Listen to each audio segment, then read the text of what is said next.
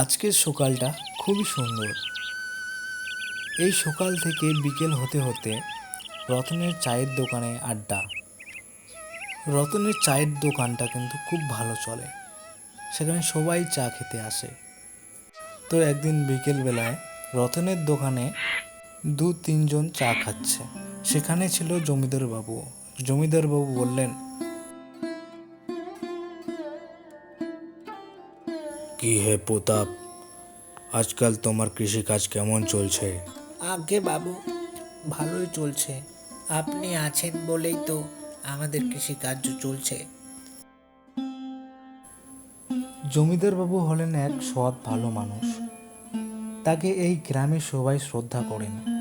গ্রামের মানুষজন কোনো অসুবিধায় পড়লে সেখানে গ্রামের কেউ যাক বা না যাক, জমিদার বাবু তাদের উদ্ধার করতেন।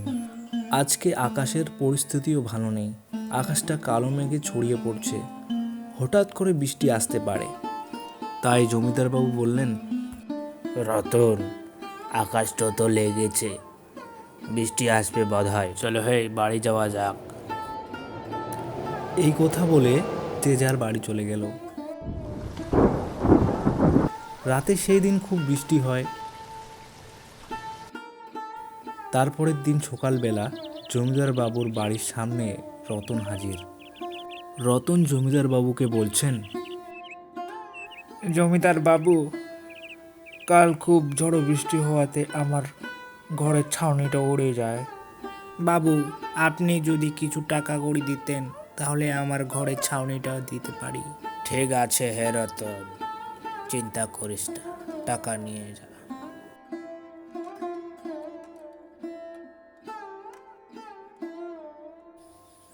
গ্রামের একটা মাঠে একজনের একটা ছাগল বেঁধে রাখা ছিল। হঠাৎ করে একটি বাঘ এসে ছাগলটাকে টেনে নিয়ে যায়। কিছুক্ষণ পর যার ছাগল সে এসে দেখে সেখানে ছাগলটা নেই। সে এদিক ওদিক করে অনেক খুঁজে দেখলো, কোথাও পেল না। সে অসহায় হয়ে জমিদার বাবুর কাছে গেলেন। জমিদার বাবুর কাছে গিয়ে সব কিছু খুলে বললেন। তারপরে জমিদার বাবু বলছেন, হ্যাঁ, সব কুছ তো শুনলাম, দেখি কি করা যায়। তারপরের বার থেকে গ্রামের মানুষদের কত কি হারাচ্ছে, ছাগল, গরু, মুরগি। একদিন হঠাৎ করে গ্রামের একটি ছোট্ট ছেলে ঝোপের মধ্যে একটি বাঘ দেখে ফেলে। তারপর জমিদার বাবুকে বলে দেয়। তারপর জমিদার বাবু কিছুক্ষণ পর বাড়ি গিয়ে বন্দুক হাতে নিয়ে বাঘ মারার জন্য বেরোলো। অবশেষে বাঘটাকে খুঁজে পেয়ে জমিদার বাবু গুলি করেন। তারপর বাঘটা মারা যায়। সেই দিন থেকে জমিদার বাবুকে বাঘা জমিদার বাবু বলে।